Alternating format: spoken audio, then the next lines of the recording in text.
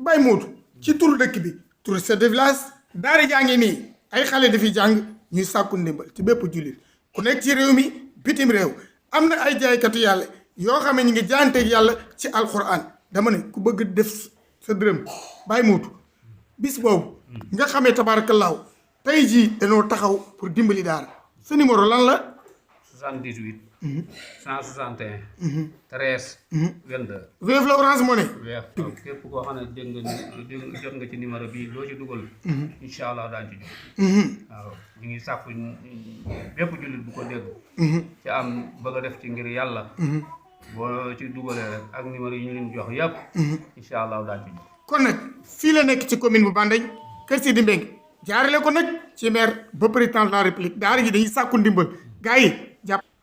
soxna si daara ji nga xamee nag dañuy sàkku ndimbal ndax xale yaa ngi nii toog ci suuf ñii toog ci ban ñu bëgg itam lu yaatal soxna si ku leen bëgg a jàppale ba numéro la xanaa 77 562 58 39 ñoo ciy soññi xanaa bépp jullit boo xam ne rek yor nga lool ci mën a barkeeloo rek nga ba numéro boo ko defee incha allah dinañu gis si daara bi soo yàlla ndax soxna yi tegee lekk ndey ndax duñ ci jël jaayante yàlla ñu ngi ci jaayante yàlla bu soo yàlla kon daal mbokk yi yéen ñi seetaan Mbadiar TV seen télévision bi jàppale daara yi tey ñu defee Kër Sidi Mbengue woote leen ci numéro yi waxuñu numéro Mbadiar TV de numéro bi ngeen gis ci écran bi muy numéro Mamadou Mansour wala yi ñu leen wax ci ngeen di dugg